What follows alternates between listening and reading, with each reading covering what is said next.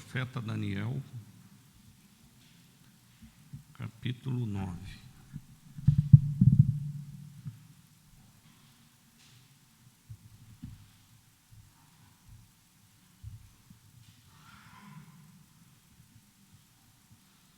Vamos dar prosseguimento sobre esses estudos, que serão uma vez ao mês, né?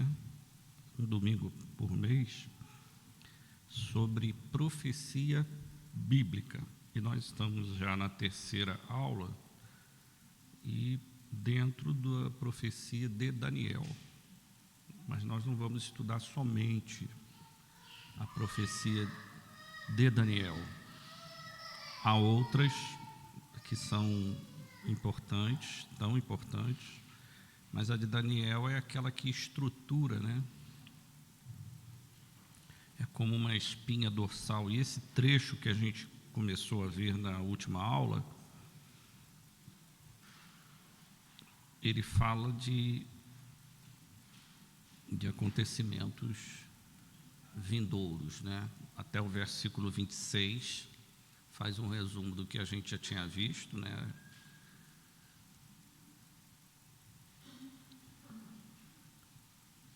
Das 69 semanas, e o 27 fala daquela semana que ainda não se cumpriu.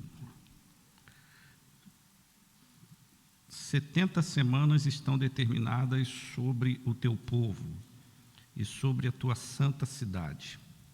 Preste atenção nisso aqui, queridos. Sobre o teu povo e sobre o quê? A santa cidade. Então, a profecia não diz respeito somente ao povo, e ao povo de uma forma genérica, qualquer povo. É o povo de uma cidade. Mas é claro que quando se faz uma referência ao povo de Israel, é por meio deles, né, do relacionamento deles com Deus, que nós temos referência para o nosso relacionamento com Deus. Então, a profecia é sobre o povo e sobre a santa cidade. Você não pode excluir a cidade. Você não pode excluir a terra. E você vai ver aqui depois que você não pode excluir o templo, porque são referências do cumprimento dessa profecia. Então você vai ouvir até muitas outras interpretações. Não, Israel não tem mais nada a ver, Jerusalém também não tem, muito menos o templo. Eu acho isso perigoso, porque é uma interpretação apócrifa, fora do texto bíblico. E depois de a gente ver o quanto da profecia de Daniel já se cumpriu, aí você agora, o homem tem essa tentação, né? Porque demorou muito, está demorando muito, então vamos dar uma adaptada aí para dizer que já se cumpriu de uma forma alegórica, não literal. Poxa, você vê lá no capítulo 2, toda cumprida. Aí chega agora, não, aqui não é assim não, né? Depois a gente vai falar um pouco sobre isso, né? Sobre amilenistas, né? Pós-milenistas, pós-milenistas praticamente não. Hoje já não tem mais quem esteja aí nessa ala, né? Mas pré-milenistas, amilenistas, aí a gente vai entender bem sobre isso. Mas isso futuramente a gente vai ver. Mas reparem que a profecia é sobre o povo e sobre a cidade. Isso aqui em escatologia é uma questão de prova. Quando o professor fica repetindo muito assim uma coisa, você pode ter certeza que lá na prova vai aparecer lá. Vamos orar? Ora para nós, Cristian, para Deus abençoar essa aula.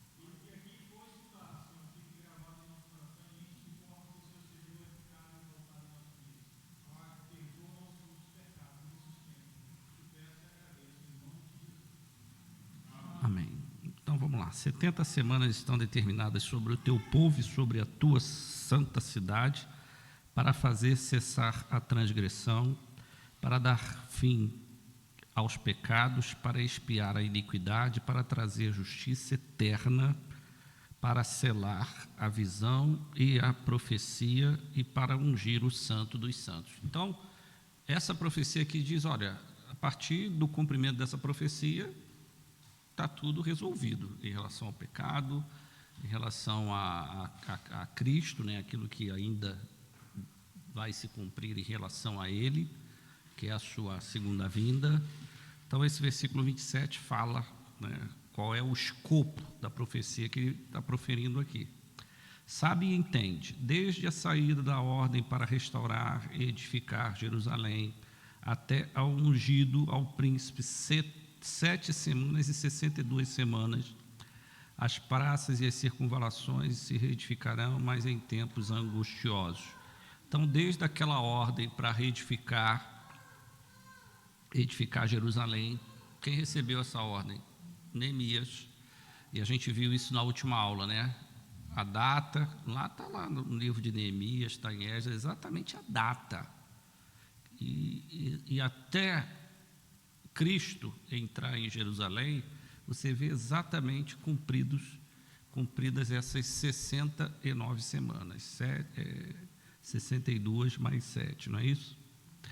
Depois das 62 semanas será morto ungido e já não estará, e o povo de um príncipe que há de vir destruirá a cidade e o santuário. Isso aconteceu, a gente viu isso semana passada, no ano 70, quando o general Tito, romano, né, veio, cercou ali a cidade por 3 anos. Tem filmes que mostram isso.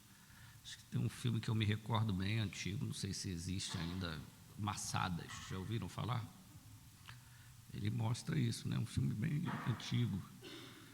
Destruirá a cidade e o santuário, e realmente destruiu, e o seu fim será num dilúvio. Dilúvio, quem tinha me perguntado sobre isso aqui? Por que dilúvio, né?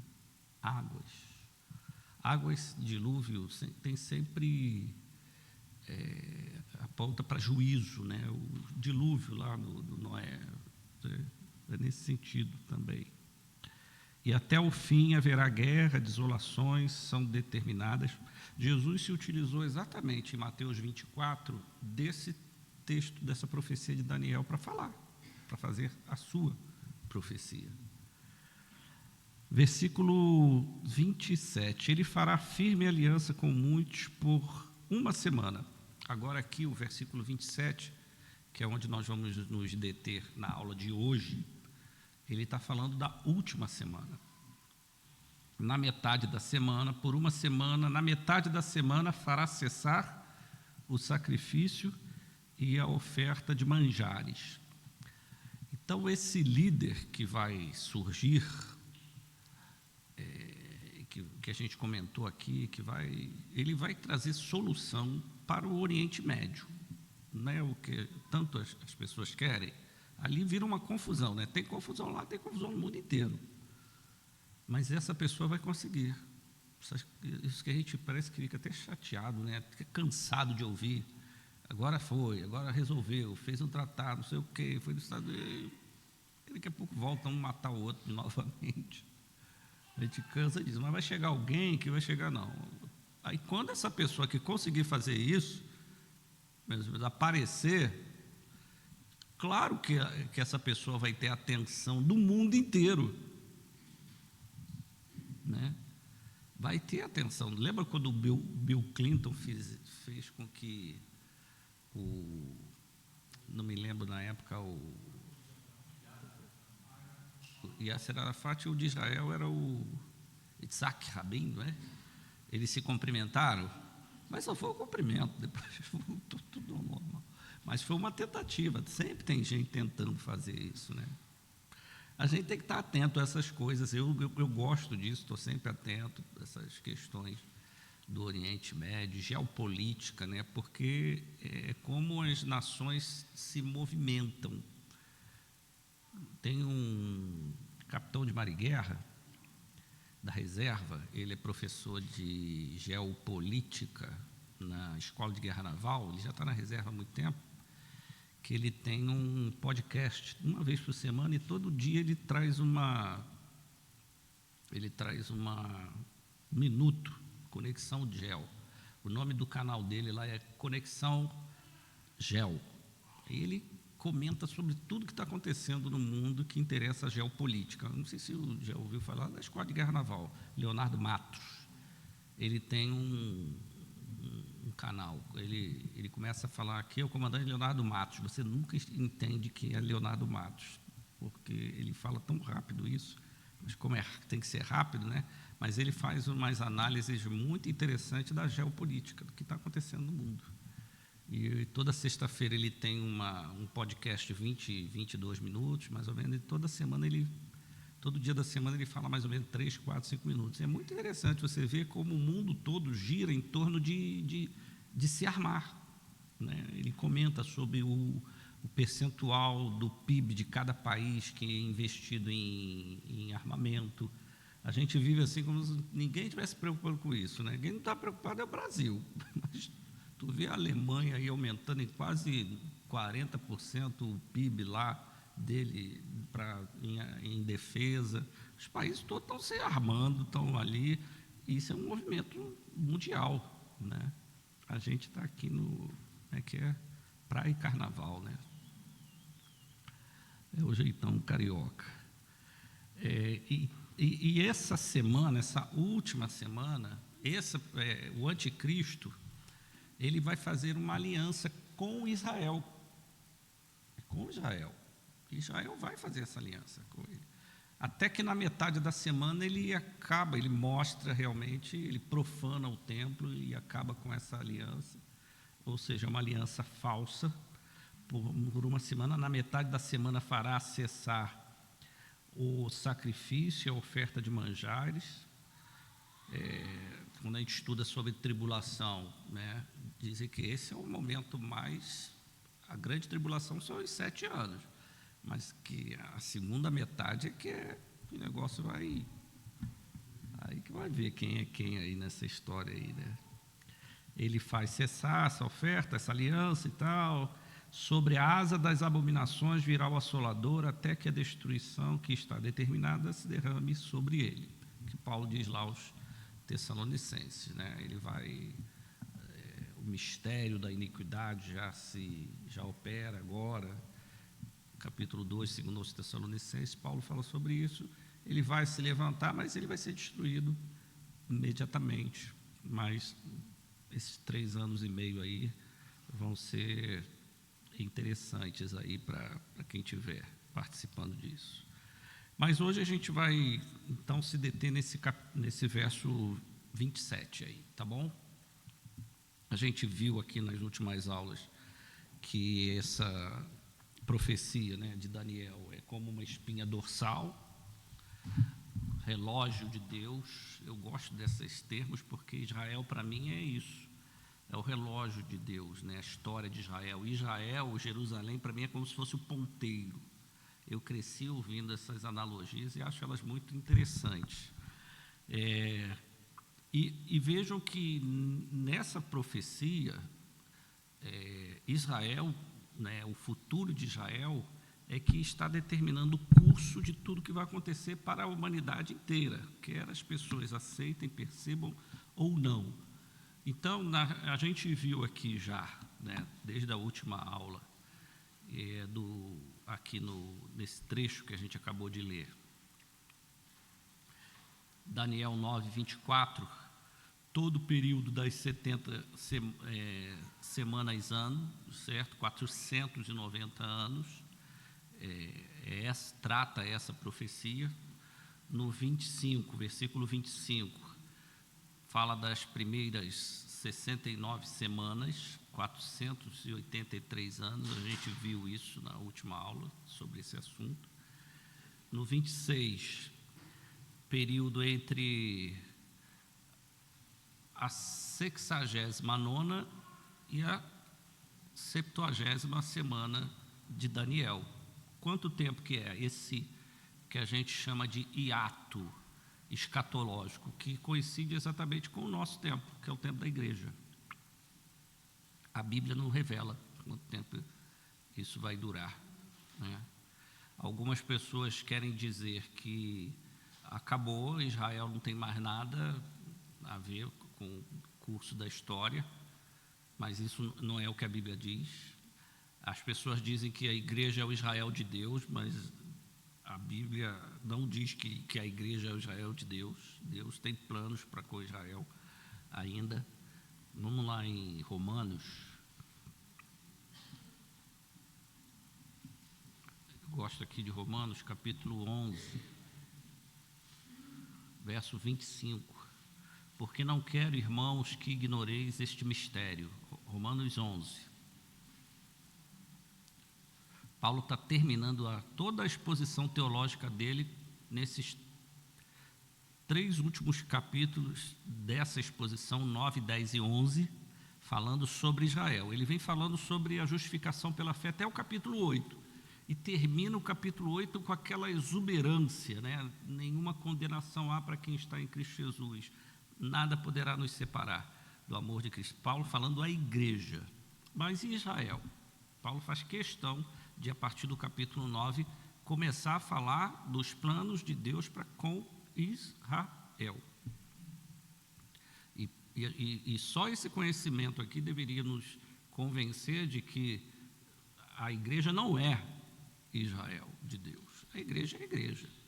Mas vamos só aqui no capítulo 11, versículo 25. Porque não quero, irmãos, que ignoreis este mistério, para que não sejais presumidos em vós mesmos. Olha, cuidado para vocês hoje que são alcançados pelo esforço de Deus em Israel, vocês serem arrogantes, agora somos nós. Muitas pessoas estão fazendo justamente o que Paulo manda não fazer, né? Que veio em endurecimento em parte a Israel, até que haja entrado a plenitude dos gentios. Ninguém sabe até quando vai entrar a plenitude dos gentios, que somos nós.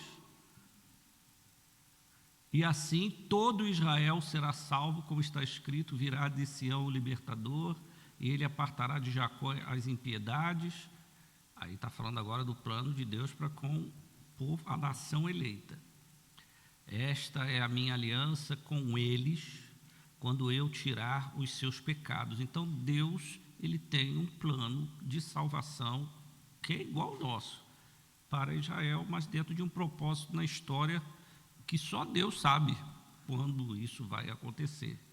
E aqui eu estou falando, quando ele se refere aqui à eleição nacional, de uma nação. Não estou falando da eleição pessoal, individual, isso é outra coisa. Nenhum israelense vai ser salvo diferentemente da gente, precisa se converter, igualzinho. Mas aqui ele fala em termos de uma nação que ele elegeu, eleição nacional, não eleição pessoal. Olha o desejo de Paulo aqui, volta aí no capítulo 10. Irmãos, a boa vontade do meu coração e a minha súplica a Deus em favor deles são para que sejam salvos. Ou seja, eles não são uma nação que vão ter um plano de salvação diferente, não. Paulo quer que eles sejam salvos. Ou seja, Paulo está dizendo aqui, se eles não são salvos, eles estão o quê? Perdidos. Que tem também uma teoria, não, o plano de salvação para Israel é diferente, todo israelita vai ser salvo, não é bem isso não, hein?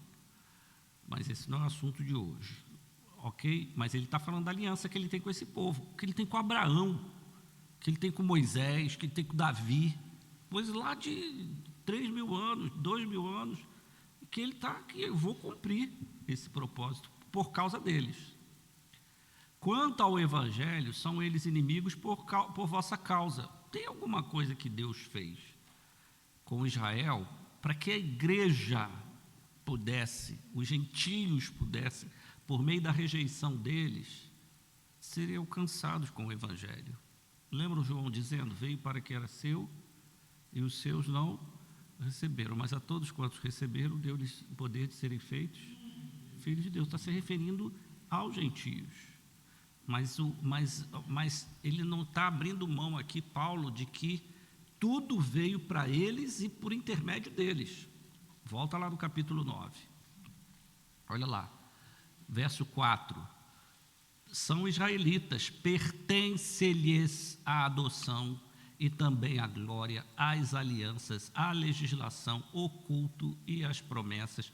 Deles são os patriarcas e também deles descende o Cristo, segundo a carne, o qual é sobre todos, Deus bendito para todos sempre. Amém. Paulo ama tanto o seu povo que ele está falando, olha, se eu pudesse perder a minha salvação por causa deles, ele está sendo retórico aqui, não que isso seja possível. Eu seria anátema, né? Ele diz aí, versículo 3, né, do capítulo 9, porque eu mesmo desejaria ser anátema, separado de Cristo, por amor dos meus irmãos, meus compatriotas, segundo a carne. Mas volta lá no capítulo 11, versículo 28, quanto ao evangelho, são eles inimigos por vossa causa, quanto, porém, à eleição, amados, por causa de quem? Abraão, Isaque e Jacó, dos patriarcas. Aí ele fala uma coisa importantíssima aqui, porque os dons e a vocação de Deus são irrevogáveis. Se Deus separou essa nação, elegeu para esse propósito, isso não foi abolido. Quem diz, não, Israel acabou, não tem mais nada, não está lendo a Bíblia direito. Porque assim como vós também, ele está falando aos gentios, outrora fostes desobedientes a Deus, mas agora alcançastes misericórdia à vista da desobediência deles, assim também estes agora foram desobedientes, para que igualmente como nós fomos e como fomos também alcançados, eles alcancem misericórdia à vista da que vos foi concedida, porque Deus a todos encerrou na desobediência a fim de usar de misericórdia para com todos. Ok? Então, nós estamos vivendo aí esse período aí, que a gente não sabe quanto é. Israel faz parte desse período, o coração deles ainda é endurecido. Quando a gente vai lá por exemplo, na chamada da meia-noite, eu tenho a oportunidade de a gente conversar e ouvir palestras de muitos judeus israelitas. Tem igreja cristã lá em Israel que precisa, inclusive, da nossa ajuda, que a gente chama de judeus messiânicos. Eles são convertidos, então tem igreja evangélica lá, mas eles se referem ao judeu nessa crítica. Eles são muito duros, eles são tão zelosos em relação ao cumprimento da vinda do Messias, que eles rejeitaram a Cristo, e eles não aceitam até hoje. Ele falou, uma coisa mais difícil, a gente acha que é uma conversão de um muçulmano, mas é muita do judeu mesmo, porque eles não aceitam de jeito nenhum, e a gente tem que orar por eles. Paulo diz, né, olha lá, se você for lá em Romanos, capítulo 10, quando ele diz lá, que espera, né, aquele desejo deles, que eles sejam salvos, certo? Essa é a oração de Paulo. Eu acho que tem que ser a nossa oração também para isso.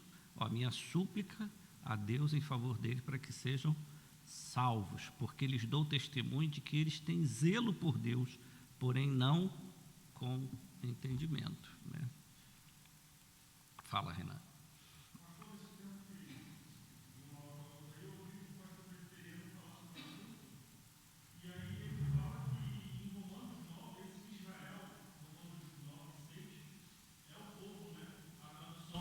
Como Israel, povo. E aí outra base que eles usam é Efésios 2:14, que fala que quando o véu se rasgou, ali nos tornamos um. Então eles não entendem hoje como essa separação, e já se cumpriu as promessas de Israel, não tem mais nada que se cumprir, porque agora somos um povo em Cristo. E aí eu vi outro pastor, mas só que aí dele não...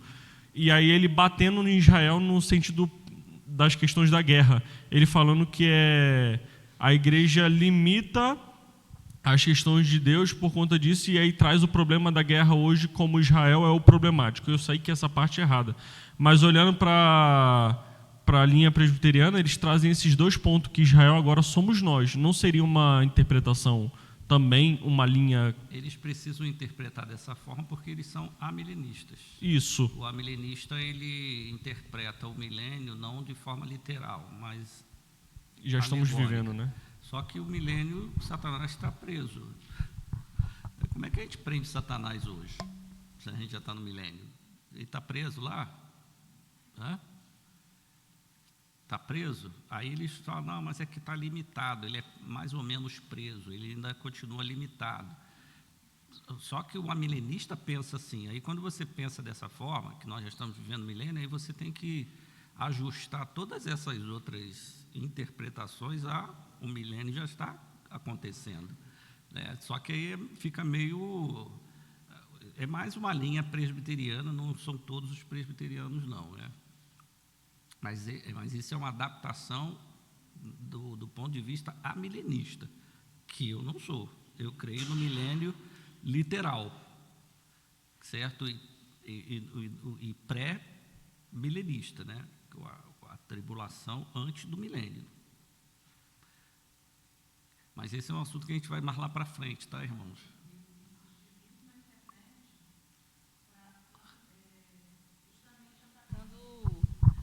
Contra o antissemitismo, né? Quer dizer, pessoal pregando que o Israel de hoje não é o Israel de ontem e que a gente não tem mais que eles são genocidas.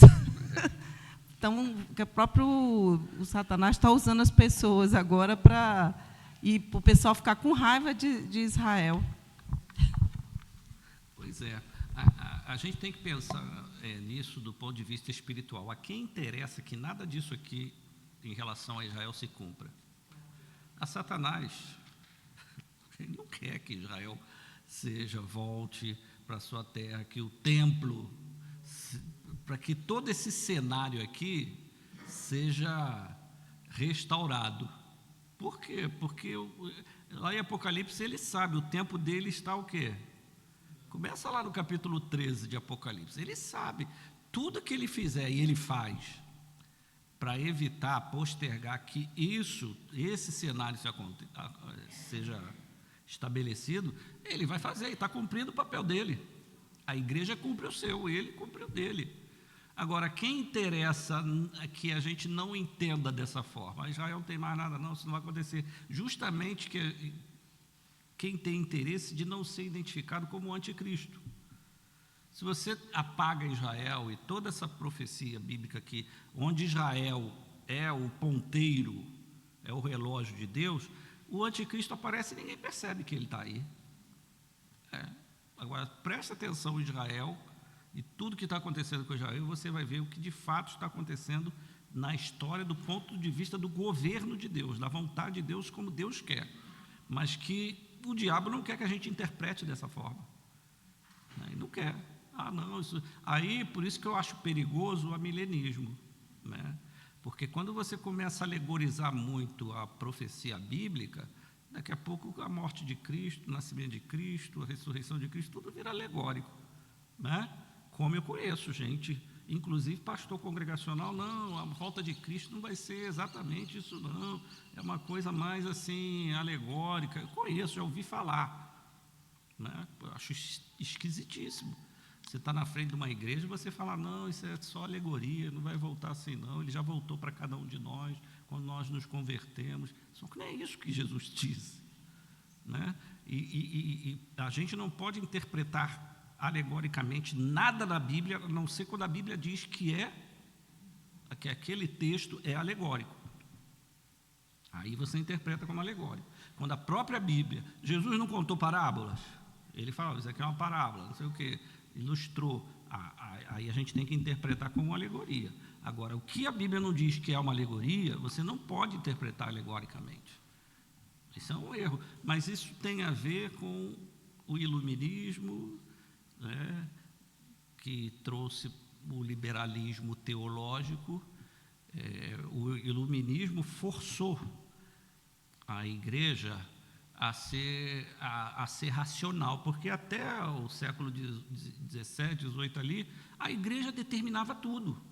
A igreja dizia tudo, o que a sociedade seria, o que era certo, o que era errado. Até a igreja. Quando chegou o iluminista, foi justamente um combate à igreja de uma forma geral, a igreja cristã. E para combater a igreja, eles tinham que o quê? Ó, o que está na Bíblia aqui, isso aqui é alegoria e tal. Por quê? Porque a base do iluminismo é o racionalismo, é pensar, é o que eu posso dominar com a minha razão, certo? E isso aí não tem nada a ver com fé, não tem nada a ver com crer em Deus.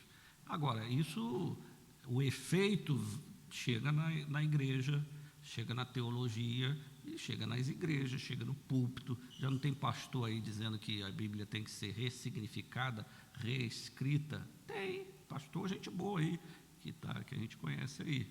Está aí e está tomando um monte de pancada, mas permanece nisso. Então, a gente tem que sempre interpretar a Bíblia, quando a gente estuda lá a interpretação histórico-gramatical. A gente tem que considerar a história e o texto original, o que ele está dizendo, para melhor interpretação. E tem outras formas de interpretação, mas cuidado com alegorismos, certo? A alegorese, que foi o que quase colocou a igreja lá na Idade Média, onde? A igreja ficou, por que chamam a igreja de Era das Trevas na Idade Média? Não são os cristãos, não, são os iluministas. Foi o pior momento da igreja. Foi do ponto de vista teológico, porque a igreja se voltou muito para as alegorias, para justificar tudo o que acontecia dentro da igreja. Tinha que ter uma alegoria, e não inventaram um monte de coisa, as indulgências, não sei o quê, comprar lugar. Aí você tinha que ter uma base bíblica, aí era uma base alegórica, né? Foi uma época difícil para a igreja, mas a Idade Média foi exatamente uma época onde mais houve o desenvolvimento também das artes, da cultura, e as pessoas, mas os iluministas, né, os racionalistas, eles não querem dizer isso. Então diz que foi a Era das Trevas, né?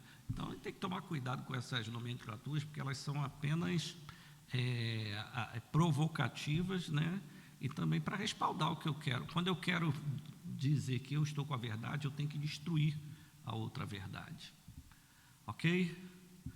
Mas esse período é um período que a gente não sabe quando é que vai acabar. Eu queria que acabasse agora com a gente aqui, nessa minha época, e Cristo voltasse, e pronto, eu queria ver, mas eu não sei. Fala.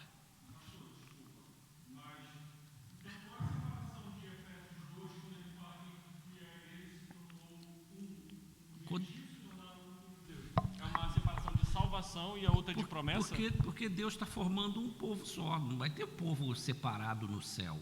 Mas então, com essa separação entre Deus formou um povo só, mas só que ele tem promessa para Israel. Só para entender mesmo. Tem.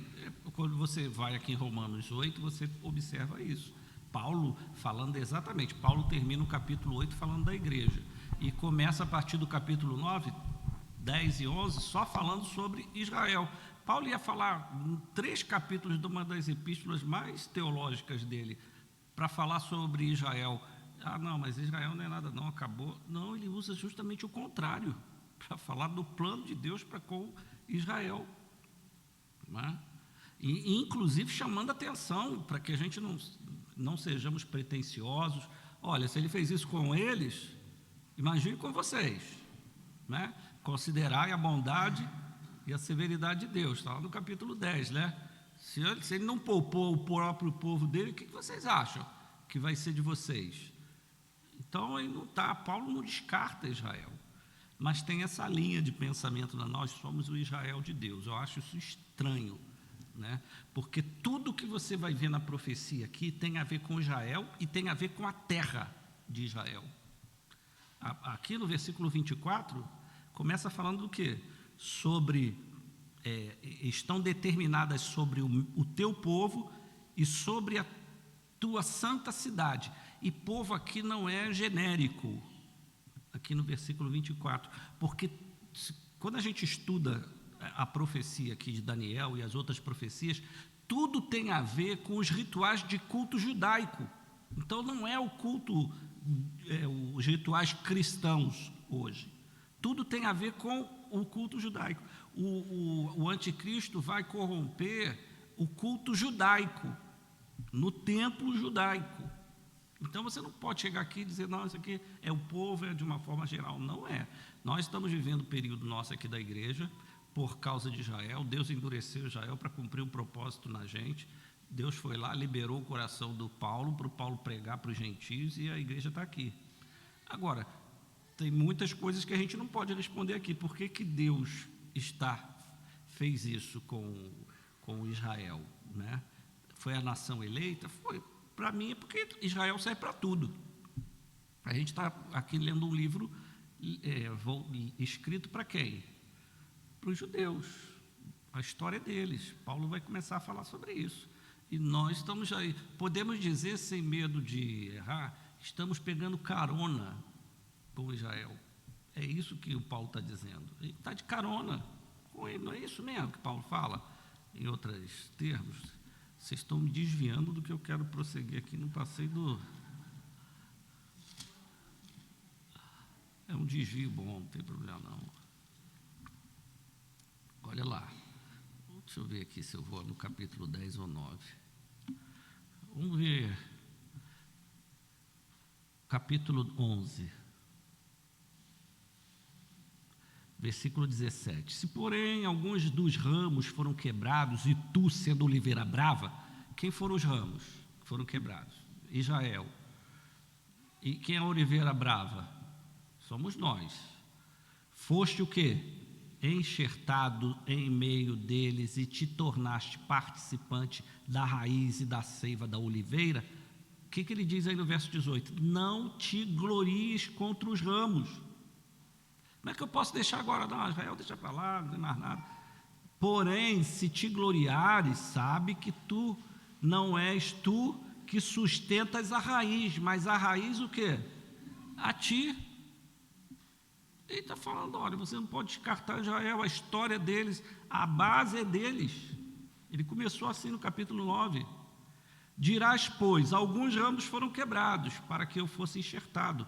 Bem, pela sua incredulidade foram quebrados. Israel, tu, porém, mediante a fé, estás o quê? Firme. Não te ensoberbeças, mas o quê? Teme. Ele está falando, olha para Israel. Ok? Porque se Deus não poupou os ramos naturais, também não te poupará. Considerai, pois, a bondade e a severidade de Deus, para com os que caíram severidade, para contigo bondade de Deus, e se nela permaneceres, de outra sorte também tu serás cortado. Eles também, se não permanecerem na incredulidade, serão enxertados, pois Deus é poderoso para os enxertar de novo. E aqui não é uma perspectiva soterológica, não. Aqui não tem nada a ver com doutrina de salvação, não. Tem a ver com o plano profético de Deus para com o povo dele. E Paulo está posicionando exatamente a igreja aí, ó. Cuidado que vocês acharem aí que agora vocês estão manobrando com tudo. Não é assim, não. Então, esse negócio de falar Israel, acabou, não sei o quê, é porque o pessoal eu acho que o pessoal tem medo, assim, de não ter um discurso politicamente correto, né? Israel está matando todo mundo, é genocídio, mata, extermina. Poxa, a gente vai defender Israel? Não, é melhor a gente falar que Israel acabou, que aquilo ali não tem nada a ver com Deus. Só que nem é isso não, tá, irmãos? Vamos lá. E aí o versículo 27 é exatamente a última semana, que são esses 7 últimos anos, certo? Como eu falei com vocês, se vocês forem em Mateus, capítulo 24, aquela profecia de Jesus, quando os discípulos, né, olham para o templo, Jesus vai dizer, não vai ficar pedra sobre pedra, versículo 2, e aí respondendo aos discípulos, quando é que essas coisas vão acontecer? Aí a partir do versículo 3 de Mateus 24, Jesus começa a falar do final dos tempos, né? Mas nessa mesma profecia tem um cumprimento próximo, que foi aquele que encerra, né, o juízo de Deus sobre Israel, quando Tito vai lá e dispersa o povo, e acabou, e ficou mais de 2000 anos aí, até 1948 aqui. O juízo extremamente pesado, 2000 anos, e Deus já estabeleceu. Mas olha o versículo 15: quando, pois, virdes o abominável da desolação de que falou o profeta Daniel, ele está se referindo exatamente esse trecho que a gente está lendo de Daniel 9, de 24 a 27, ok? Então, Jesus, nesse texto aí, em Marcos e em Mateus, que Paulo também vai usar em 2 aos Tessalonicenses, é esse versículo aqui, 27 de Daniel, que ainda não se cumpriu. Ainda não se cumpriu. Se você quer aprender alguma coisa sobre a escatologia a partir da profecia de Daniel, o restante dos versículos se cumpriram, 25, 26, o versículo 27, não, ok? Mas ele já está determinado aqui, 7 anos. Quando você vai no Apocalipse, é interessante, porque você vê o capítulo 12 do Apocalipse, por exemplo, sempre fazendo referência ao período da tribulação. Viu-se grande sinal do céu, a saber, uma mulher vestida do sol, e aí vai descrevendo aí. Aí tem que interpretar, porque o livro do Apocalipse ele é simbólico, e tem muita alegoria, muito simbolismo, ok? Mas a mulher fugiu para o deserto, verso 6, onde lhe havia Deus preparado lugar para que nele a sustentem durante, quanto? 1260 dias. O ano bíblico é quanto? 360. O ano bíblico, profético, ele não é 365, 366, é 360. Se você pegar na calculadora e fizer 1260 dias dividido por 360, dá quanto? Ninguém tem calculadora aí, não? Você tem que saber quem é essa mulher, quem é que está sendo sustentado durante 1260 dias. Fizeram o cálculo aí? 3 anos e meio, né? Dá isso? 3,5? Pois é. Então está aqui à toa, esses 1260 dias. Aí, lá no verso 13, quando, pois, o dragão se viu atirado para a terra, perseguiu a mulher que dera luz ao filho varão, e foram dadas à mulher as 2 asas da grande, águia, para que voasse até o deserto, ao seu lugar, aí onde é sustentado durante, faz o cálculo aí, um tempo, certo? Tempos e metade de um tempo. Dá quanto aí? 3,5 também? Um tempo, tempos e a metade de um tempo. Se você somar os dois, dá o quê? Ele está falando da grande tribulação aqui. Mas isso é Apocalipse, a gente tem que interpretar dentro do contexto ali, principalmente o capítulo 13, que é quando o anticristo está se manifestando, e a gente precisa, mas tudo baseado na profecia aqui do Daniel, ok? Então essa passagem, o versículo 27, determina de forma bem precisa o começo, o ponto médio e o final da tribulação. Esse verso ele diz assim de uma forma muito precisa só essa última semana, que é a última semana do Daniel, ok? Ponto médio, por quê? Porque ele diz aqui que na metade da semana que é o anticristo vai fazer o quê? Cessar aquela paz, aquele acordo, né, que vai ser com Israel.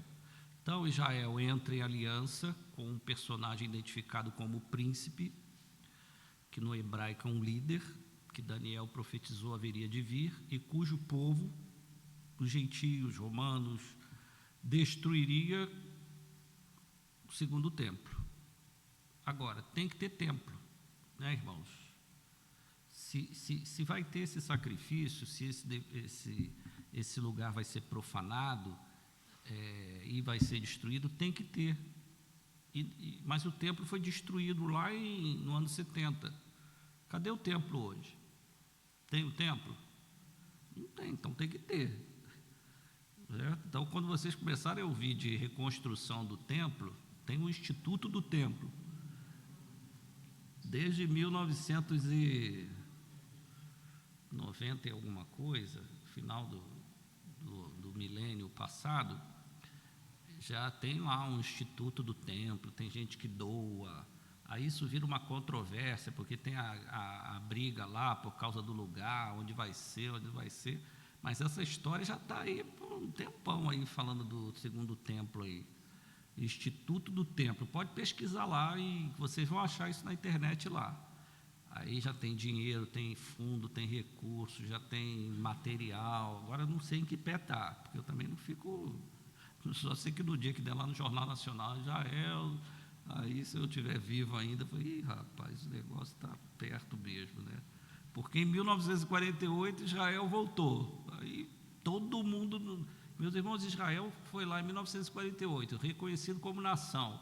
Aí foi aqueles povos todos em volta ali, todo mundo entrou em guerra com eles. Vai lá na história, no Google, no Google não, vai no YouTube, que conta essas guerras todas. Todo mundo de uma vez. É claro, isso não pode acontecer. Aí aconteceu, agora não tem jeito. Já 1900 e agora em 2018 teve os 70 anos, né, de Israel, e está lá. Agora falta o templo. Mas alguém levantou a mão aí? Não, né? Então, o 27 mostra exatamente esse ponto médio aí. É o ato de profanação do templo, que implica a reconstrução do templo na primeira metade da 70ª semana. Então, quando o templo for construído, não vai estar na metade do templo, porque ele já tem de existir, certo? Ele não se constrói de um dia para o outro, né? Mas para esse templo ser profanado, o problema do amilenismo é isso. Para você encaixar isso tudo aqui, você tem que, não, mas é templo assim, não, é um negócio que parece um templo. Eu tenho medo de ficar saindo da literalidade do texto bíblico. Eu tenho. É porque eu não entendo, porque eu não compreendo. É claro que você não vai compreender. Como é que Deus criou tudo do nada? É um verbo que só tem no hebraico. Criou, bará. Não é criou aqui, eu peguei esse papel, fiz uma bolinha e criou uma bolinha. Não, ele criou do nada. Sim. Pastor, para aqueles que creem, eu creio que haverá o arrebatamento.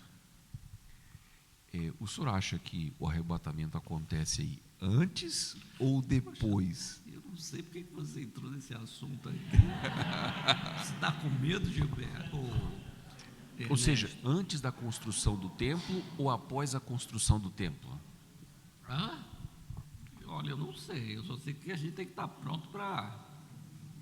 Tem os pré-tribulacionistas. Aí ele pega os textos bíblicos lá, que diz a igreja não pode passar. Aí pega Apocalipse 13, não, aqui não tem nada a ver com Israel. Que é o capítulo 13 de Apocalipse, né? Cadê Israel aqui? Tudo tem a ver com... cadê a igreja? Nem é mencionada a igreja em relação à tribulação, nunca é mencionado. Não, a igreja não está aqui, não tem igreja, não. É só Israel que vai passar. Então, esse é o pré-tribulacionista.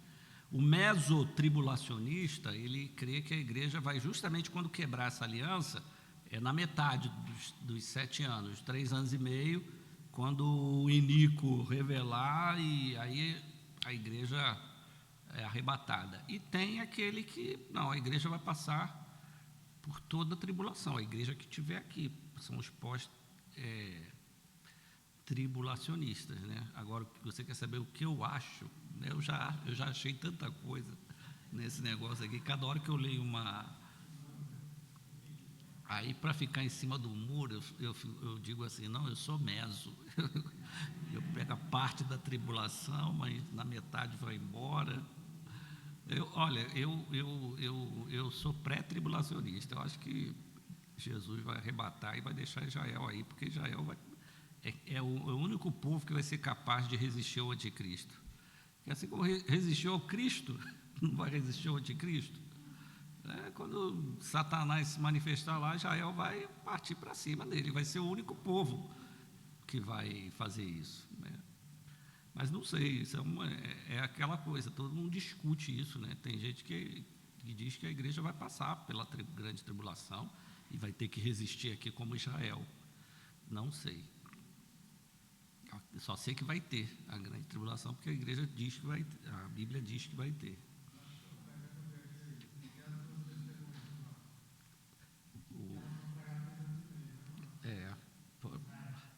Quem vai ser? Quem são as duas? É justamente, tem gente que fala que é Moisés, Elias, Enoque. Não, Moisés também. Pois é, isso, a gente vai chegar lá, lá em novembro a gente começa a falar sobre isso, porque vai mais para o Apocalipse lá, né? Mas são várias interpretações. Agora é interessante você pensar, para o judeu isso é muito importante, né? Porque quem não passou pela morte? Então você pode justificar assim: o corpo de Moisés ninguém sabe onde está, então morreu, não morreu? Morreu porque desapareceu, ninguém sabe. É aquela coisa, né? Porque não pode, você não pode também chegar, daqui a pouco a gente está aqui com doutrina espírita, né? Aparece aí não, mas a Bíblia, esses dois não morreram, não passaram pela morte. Então, mas deixa a gente chegar lá para vocês perguntarem mais alguma coisa aí. Então, toda a 70ª semana é visto aqui como um tempo de ira. É uma ira camuflada ali, que o anticristo está, né, fazendo aquela aliança ali, na metade do tempo ali. Então, como eu tenho falado aqui com vocês, é bom, irmãos, a gente conhecer mais sobre a história de Israel na Bíblia, mas agora o que a gente está vivendo aqui, né? Vocês já estão vendo como é que é difícil reconhecer um Estado palestino? Por que não faz igualzinho como fizeram com Israel? Terminou a guerra, em 3 anos Israel foi reconhecido como nação. Mas esse negócio do Estado palestino é uma confusão, porque isso não é fácil, irmãos, reconhecer um Estado, um país, tem questões territoriais que estão envolvidas ali, de cultura, religião, ainda mais para lá, para a parte oriental. Então não é fácil. Então as nações têm de reconhecer aquilo ali. O Canadá reconheceu, não sei quem reconheceu e tal. Mas aí você vê que politicamente isso é uma confusão. Agora, como é que se justifica que, de repente, Israel, que foi dizimado lá 6 milhões, 3 anos depois é reconhecido por um brasileiro lá, o voto Minerva de um brasileiro lá, que foi o Oswaldo Aranha lá. Aí foi reconhecido ali, uma coisa milagrosa. Deus pode fazer. Não, mas reconheceu, mas aí quem está em volta lá a gente não reconhece, vai acabar com a raça deles, vai lá tentar acabar com a raça de Israel. Não consegue, né? A gente vê a maior potência militar, econômica do mundo é os Estados Unidos, mas vai ver o quanto da tecnologia de defesa dos Estados Unidos é de Israel. Não tem como você fugir. Aí você pega a história lá, só que ninguém vai ficar falando isso, irmãos. Ninguém vai ficar falando porque não é interesse. O mundo jaz em quem? Todos os sistemas do mundo estão sendo orientados por Satanás, né? E não tem, ninguém reconhece Israel. Ao contrário, quer destruir Israel, isso é normal. Olha só, indo lá em João, o texto que a gente também leu de Romanos, tudo que se refere à tribulação é revelado exclusivamente dentro de um contexto nacional judaico, inclui o castigo contra a nação israelita por sua violação da aliança. A gente acabou de ler esses textos lá. E você vê, foi um juízo muito, muito grande, não foi, irmãos? Dispersa todo mundo no ano 70 e só restaura em 1948. Não se tem conhecimento na história de uma nação que ficou dispersa por tantos séculos e que tenha voltado a existir. Não existe isso. E se você estudar a história das nações, elas simplesmente desaparecem. Tem um monte de nação, quando a gente estuda história das religiões, história geral, tem um monte de nação que existiu e que simplesmente não existe mais. Não é? Simplesmente, agora, depois de 2000 anos existir, só porque Deus quer que seja assim. Então a gente vê, profecia também o domínio das nações gentílicas. Israel vem sendo dominado por outras nações por quanto tempo? Juízo de Deus, certo? Começou lá, Israel às vezes era dominado pelos assírios, depois pela Babilônia, Medo-Persa. Sempre tem uma nação. Jesus nasceu sob império o quê? Dominação romana. E demorou quanto tempo? Certo? Império Romano, principalmente, né? Agora, aponta também a profecia bíblica para a restauração prometida. E, meus irmãos, só o fato de Israel existir hoje como nação já é a maior prova de um milagre. Não era para existir. Só em existir, não era para existir. Já é a prova de um milagre. Não era para existir Israel. Aí você vai ver daquele povo minúsculo, pequenininho, que tem fronteira lá com todo mundo que quer acabar com a raça deles. E ainda sai dali as maiores tecnologias para o mundo inteiro, as mentes mais extraordinárias, certo? É porque ninguém vai falar isso, ninguém vai reconhecer. Quantas pessoas vocês ouvem falar aí? fulano, Albert Einstein, ninguém fala, judeu, né? Ninguém fala. Todo mundo usa as tecnologias, mas ninguém fala. Em 87, 88, eu estou esquecendo disso. A Marinha do Brasil ia buscar capacete para fuzileiro naval lá em Israel. Aí você pegava. Eu tive a oportunidade de fazer uma viagem dessa, embora não tenha ido a Israel. Os capacetes foram para a Itália. No ano anterior eu tinha ido a Israel. Aí você pega um capacete israelense, que é o mesmo até hoje, e pegava um nosso, um absurdo. O peso aqui na cabeça do soldado, qual que usa hoje? Eu não sei, deve ser o mesmo capacete, aquele pequenininho, parece um Playmobilzinho, né, mas que tem uma resistência muito superior àquele capacete que é o nosso aqui, do Exército. Hoje eu não sei mais como é que está, mas mandava lá um navio, transporte de tropas só para buscar capacete.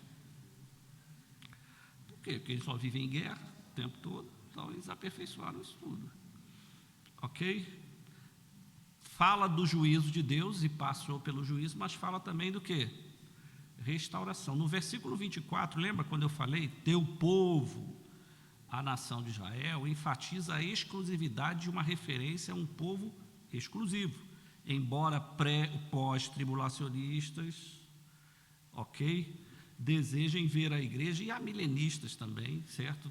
Também nessa passagem, os eventos lidam apenas com elementos judaicos. Amilenistas, pós-tribulacionistas.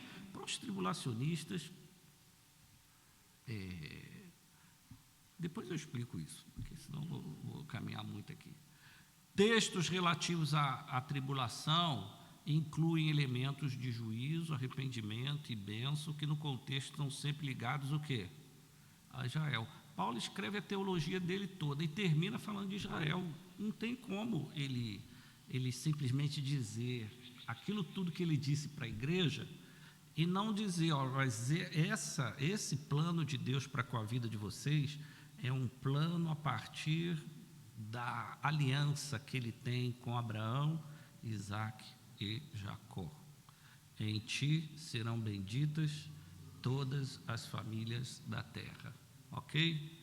Isso aqui é um quadro, depois põe lá, e não dá para ver não, dá? Depois põe o Jonatas, eu esqueci de colocar o PowerPoint para o pessoal ter acesso a esses textos aqui, que a gente fica lendo, né, o tempo todo aqui, que é a primeira metade da 70ª semana e segunda metade. Quais os textos que a gente percebe aí que estão na Bíblia, né, no Novo Testamento, e que apontam para essa 70ª semana de Daniel, que ainda não se cumpriu. Então, a gente vê lá uma tribulação preliminar, que foi aquela antes da tomada lá no ano 70, Jesus falando a respeito daquilo ali, em Marcos e Mateus, os sinais que vão ocorrer na terra, a destruição do templo de Jerusalém, que foi lá no ano 70, que tem a ver com a desolação de que o Cristo, e que baseado em Daniel, que ele vai falar. E também tem referências à segunda metade da semana, certo? Que aí fala exatamente quando a gente vê no Apocalipse, revelando o anticristo, o falso profeta, a besta, são todas formas, né, de apresentar a operação maligna, né, do diabo no mundo. E aí, no Apocalipse, a gente vê, e também em Malaquia e em Mateus, mas principalmente no Apocalipse, a visão do que está acontecendo no céu enquanto esses eventos estão ocorrendo aqui na terra.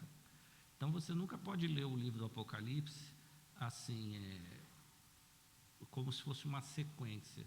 É uma visão de um evento escatológico, do que está acontecendo na terra, ao mesmo tempo em que algo está acontecendo no céu. Então, no Apocalipse é sempre cíclico, você vai lendo, ele vai repetindo o mesmo evento várias vezes, de vários pontos de vista. Se você ficar lendo aquilo ali só como se fosse uma sequência, você não vai ter a interpretação correta. Mas aí, quando você faz assim, faz essas sobreposições, aí você observa exatamente aquilo que como coincide perfeitamente, com exatidão, isso que o Daniel está dizendo aqui. Um versículo, né, que o Daniel coloca aqui, né, uma palavra de Deus para o Daniel, é a palavra de Deus, certo? Apontando para tudo que vai acontecer ali naquela última semana. Estejamos nós ou não lá, o mais importante é que a gente já sabe que tudo isso vai se cumprir e que no final quem vai sair vencedor é o Cristo e a sua igreja. Isso é... Agora, Deus tem um plano para com o seu povo. Deus continua usando Israel. Que não olhar para Israel, meus irmãos, é não querer entender bem o que está acontecendo no mundo, na história, do ponto da vontade de Deus, da profecia bíblica, o cumprimento, né? Eu gosto de estudar essas coisas porque eu entendo melhor a história assim do que simplesmente abrindo um livro de história geral. Eu olho para o que está acontecendo hoje com Israel. E é muito interessante porque hoje a comunicação é muito mais fácil, a informação ela circula rapidamente. E façam uma pesquisa aí sobre o Instituto do Templo, né? Não precisa, não é nada, não é especulação, não. Eu creio que tem que ter um templo, porque esse templo precisa ser profanado. Essa aliança do anticristo com Israel precisa ser quebrada para Israel ver, poxa vida, estou sendo enganado de novo, né? E aí vai reagir. E aí só Israel consegue reagir assim, né? Acho que a gente, não sei se a gente conseguiria, não. Perguntas, dúvidas, acréscimos, observações? Depois, Jonatas, coloca lá esses slides, e se eu não coloquei os outros, pode colocar todos eles lá, que o pessoal guarda aí.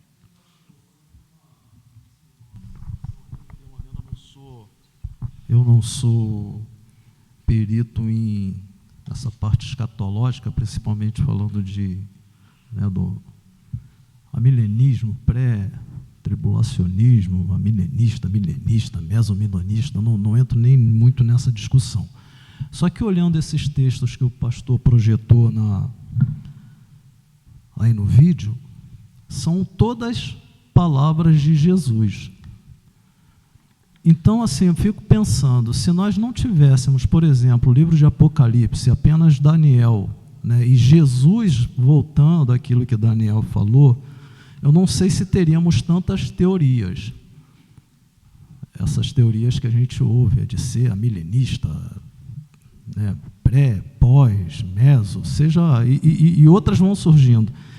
Porque Jesus, ele parece que é bem claro, e se nós tivéssemos só esse livro, né, aí tem o Mateus, Marcos e o próprio Lucas, né, Jesus fala, não tivessem, lá no versículo 22 do capítulo 24, Jesus fala, se não tivessem aqueles dias sido abreviados, ninguém seria salvo, mas por causa dos escolhidos, tais dias serão abreviados. Aí daqui, né, muitos vão tirar várias ideias, né, questão de predestinado, não predestinado, mas assim, fica bem claro do que Jesus está falando. Olha, vai acontecer aqui, vocês vão estar no meio de um fogo cruzado.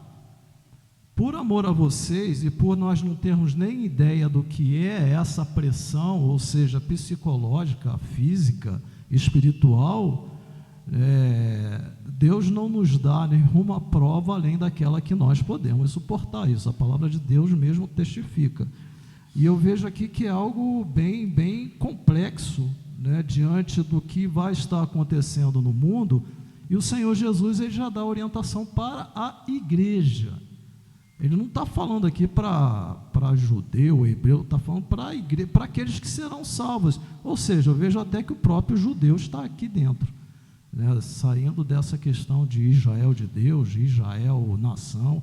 Ele está falando aqui dos salvos, até porque o pastor usou o texto lá em Romanos, lá Romanos 11, que fala do enxerto. E eu lembro de João 15 também, onde o próprio Jesus fala da videira verdadeira, que ele é a videira, e que estão sendo enxertados ali na videira aqueles que vão sendo salvos, e ele vai estar dando o tratamento. Então, assim, o comentário, né, é exatamente isso. Eu não estou afirmando, até porque eu falei que eu não sou o expert nesse assunto, mas eu vejo que esses textos acho que evitariam muitas argumentações que eu vejo que é mais para fundamentar outras teorias que o pessoal tem e que criam mais confusões na cabeça das pessoas do que um esclarecimento, né? Então, sim. Eu vejo assim, o Evangelho, a própria palavra, o próprio Cristo falando do que vai acontecer. Ele falando, inclusive, para João, que escreveu o Apocalipse. Quando a gente estuda escatologia, né, tem essas posições, né, pré-tribulacionista, meso, tal, não sei o quê. Isso aí, para mim, não acaba não sendo tão, assim, não interfere, né, na questão de você crer ou não crer. Mas tem coisas que eu acho muito ousadas. Por exemplo, não, Israel, acabou Israel. O que é isso? Então, quem estava vivendo lá na Idade Média, então acabou Israel, porque acabou mesmo, porque não tinha.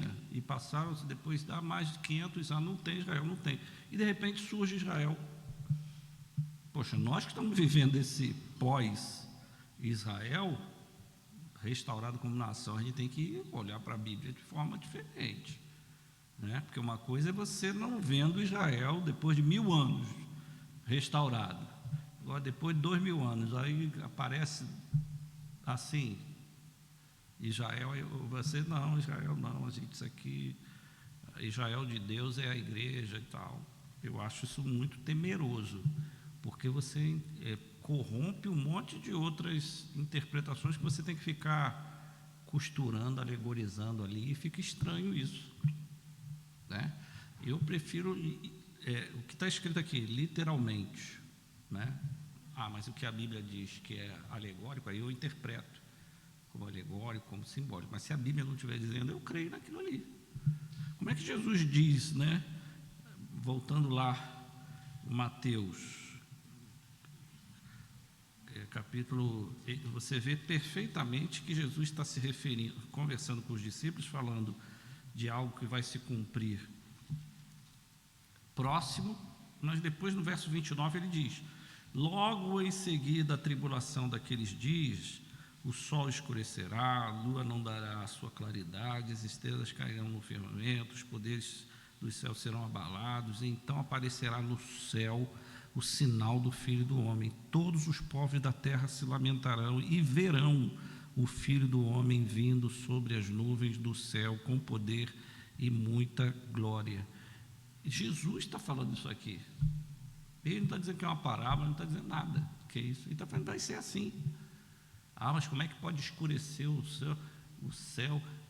Teve um ano aí que pegou fogo não sei aonde, lá na Europa, e ficou tudo escuro. É tão fácil acontecer essas coisas. Pandemia, ficou todo mundo dentro de casa. Sim, morreu um monte de gente? Morreu, na minha família morreram 5. Assim, ó. Vai dizer que não foi, não era bem isso. Não, era assim. Morreu um monte de gente. Aquilo foi só uma amostra. Imagine, quase 800 mil pessoas morreram no Brasil. Ah, mas é por isso, por aquilo. O contexto todo contribuiu para isso. Era para ficar em casa? Não era para tomar ou não tomar, tal, né? Não interessa que morreu. Aí quando diz lá, terça parte da terra dos homens vai morrer. É fácil isso acontecer. Bota aí uns 2, 3 anos de pandemia aí para ver se não morre a terça parte da terra. Então, é você querer distorcer a Bíblia como se o que tivesse aqui, que vai acontecer, fosse um absurdo. Não é fácil. A igreja ficou 4 meses aqui, todo mundo dentro de casa. Se você desse um bafo na cara do outro, o outro pegava Covid, podia ir para o hospital, para o UTI e morrer. Fácil. Então, eu não vejo. Assim, como é que a pessoa explica que da junção, hoje a ciência explica, né, do espermatozoide com o óvulo sai a gente. Hoje a ciência quer explicar, é assim que acontece, né? Isso é um mistério.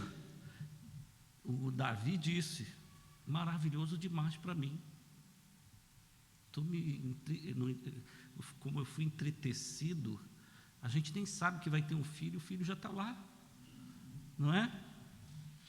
Aí, eu acho isso um milagre.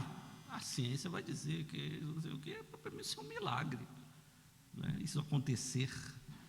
Para mim mas é porque toda hora está nascendo gente, porque Deus falou, crescer e multiplicar, e você deu meios para isso. Ok? Encerrando. Vamos ficar de pé então. Mês que vem, hoje a gente está em agosto, aí tem que ver o dia que eu retorno aqui.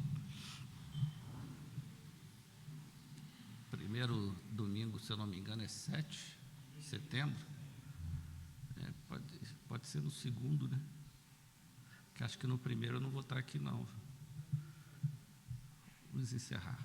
A graça e a salvação do Senhor Jesus, o amor de Deus, o nosso Pai, a comunhão, as consolações do Espírito Santo de Deus estejam sobre vós e sobre o povo de Deus em toda a terra, eternamente. Amém.